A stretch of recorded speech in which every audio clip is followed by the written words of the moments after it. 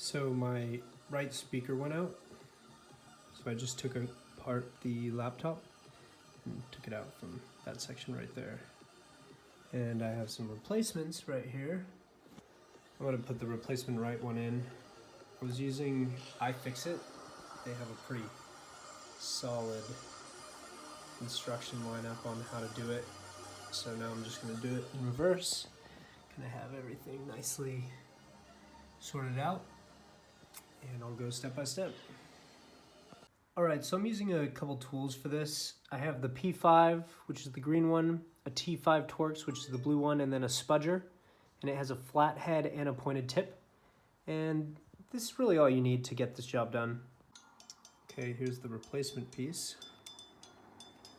So this is gonna go in there. And this part is going to pop right under there. So the first screws that are coming in are right here, right there, right there. So I have 1, 2, 3. This is putting the logic board back in. So I have it over here. We gotta be careful that we put them under these parts right there, these little connectors.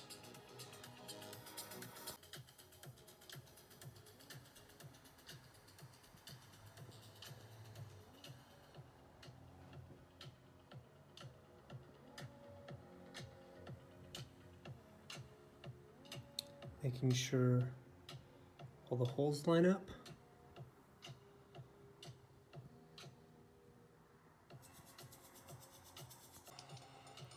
Next up, we need to put the MagSafe T5 screws back in. So I have one here, and then I have one here. It's pretty important to make sure that everything is organized as well. So I have everything laid out kind of from top to bottom. Those T5s are back in. You can connect that connector right there. Make sure not to get your fingers on the actual connector part though, because you don't want it being oily. Next up is reattaching the backlight keyboard connector right here. Okay, then you're going to attach that right speaker cord. So as you can see, I have it pressed right back down in there using your spudger. And right here is the keyboard cable. This one's a little bit tougher, but we'll see what we can do. So you can kind of see there's little notches on the edges. And so I use those with the spudger to push them in. So it kind of made it a little bit easier right there.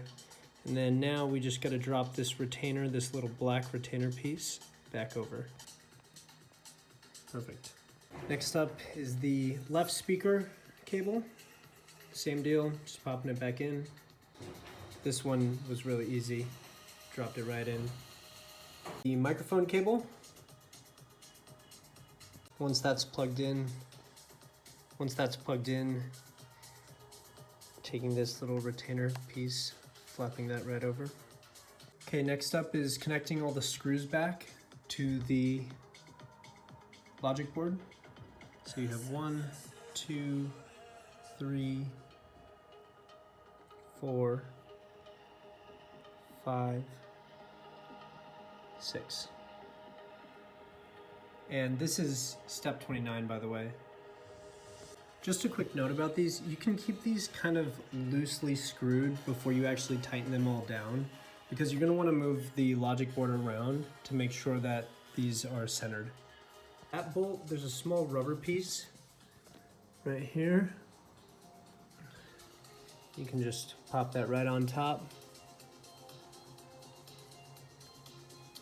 Step 28. This right connector is the touchpad cable.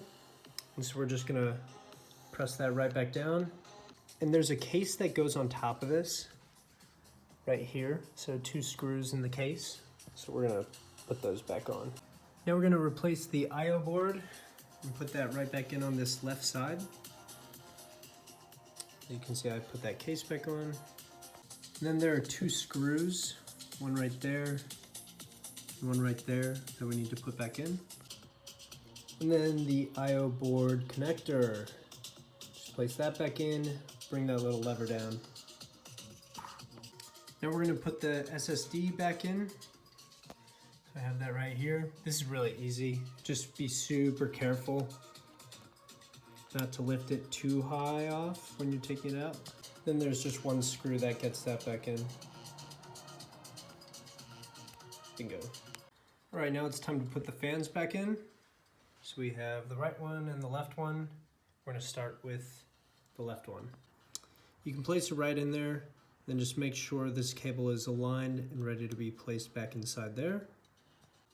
And there's that little notch right there that you just need to flap down afterwards. Then you can flap this rubber piece back over. Pop it right down on top of there. Now we're gonna do the same thing with the right fan. Remember, this is the right because if we flipped it over, it'd be on the right side. But I guess if you're looking at it from this side, this is the left fan, but it's technically the right. So we'll do that now. Boom. All back in. Then next up is putting the I/O board cable. Looks like this. And it's gonna go right there. And right there. Oops, right there. Okay, it'll look like that. Then you have two covers with two screws here and here. So I got those nice and neat. Look at this, we're almost done. Nice, looking good. Okay, now we have the airport cables. Those are the three little cables and then the camera cable. And so we're gonna put those back in. Camera cable will go right here. And the airport cables go under 1, 2, 3. And you gotta be just super careful putting those back on. Boom. So once those are put back on, I kind of positioned them correctly and then I used the flat edge of the spudger to just press it down nice and lightly. Make sure you're only pressing on this gold piece and not pulling out the actual cord. Then we're gonna bring this flap back over, press that back down. And then really the final part of the inside of this is right here, just the battery cable. So we're gonna take that down, press it in. All right, looking good. And let's test it out.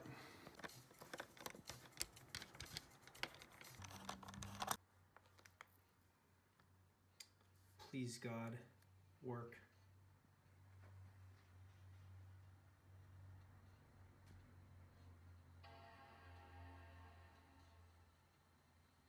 Bingo, bango, boingo, let's go! So if it looked or sounded like I was a bit scared or quiet that the MacBook wasn't starting up in the last section, I was. For 30 seconds, I was freaking out. But here we go, let's do this test. Give me good sound on the right side, let's go! A little bit of Jefferson Airplane, never hurt anybody.